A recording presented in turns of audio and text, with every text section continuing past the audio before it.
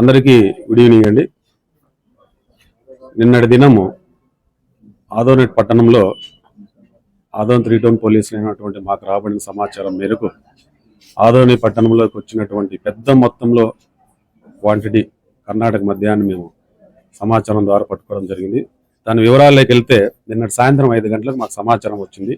ఈ సమాచారం మేరకు మా staff head constable Shivabhushan, constable Narendra, Kasim, Parashuram, మిగిలిన సిబ్బంది అందరూ కూడా అలర్ట్ అయిపోయి వెళ్ళడం జరిగింది. మాకు ఆదోని టౌన్లో రామ్జల్లా రోడ్లో గల పార్క్ దగ్గర ఒక ఇంటి దగ్గర అశోక్ లేలాండ్ టెంపో ట్రావెలర్ బండి నెంబర్ AP21TE2680 బండిలో కర్ణాటక నుంచి పెద్ద మొత్తంలో క్వాంటిటీ వచ్చింది. అక్కడ ఇంట్లో డంప్ చేస్తున్నారని సమాచారం జరుగుతూ వెంటనే మేము వాడికి పోవడం జరిగింది. మమ్మల్ని చూసినటువంటి అక్కడ ఆ క్వాంటిటీకి ఆ సరుకు సంబంధించిన 3 వ్యక్తులు పారిపోవడానికి ప్రయత్నం చేసినారు. మా సిబ్బంది సాయంత్రం వాళ్ళని పట్టుకొని ఒకరిని పట్టుకున్నాము, 2 తప్పించుకున్నారు. ఆ పట్టుకున్న వ్యక్తి పేరు సయ్యద్ నూరు, వయసు 35 సంవత్సరాలు, గోకర్ జెండా ఆదోన్ టౌన్ చెందినటువంటి వ్యక్తి.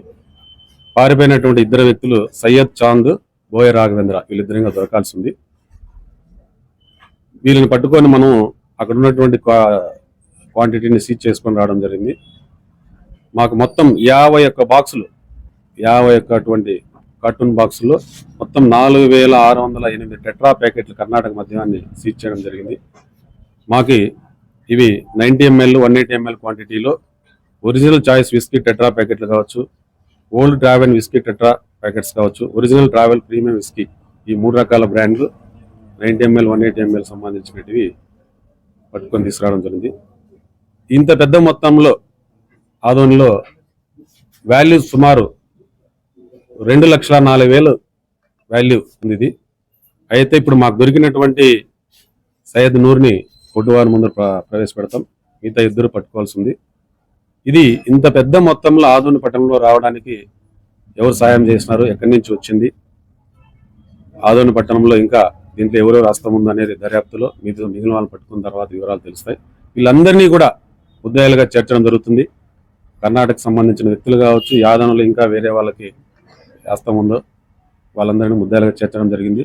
నేను మీ ద్వారా ప్రజలకు తెలియజేసేది ఏమిటంటే, ప్రజలు కావచ్చు ఇట్లాంటి అసాంఘిక సోషల్ ఈవిల్స్కి మద్దతు ఇస్తున్నటువంటి వ్యక్తులు కావచ్చు, నేరాన్ని పాల్పడుతున్న వాళ్ళకి తెలియజేయడం ఏంటంటే, మనకి ప్రభుత్వం మారింది, పోలీసులు అధికారులు అందరూ కొత్త వాళ్ళు వచ్చినారు. జిల్లా ఎస్పీ గారు కూడా కర్నూలుకి బిందు మాధవ్ సార్ వచ్చారు. మాకు నిరంతరం ఆ సార్ ఇన్స్ట్రక్షన్స్ ఇస్తూనే ఉన్నారు.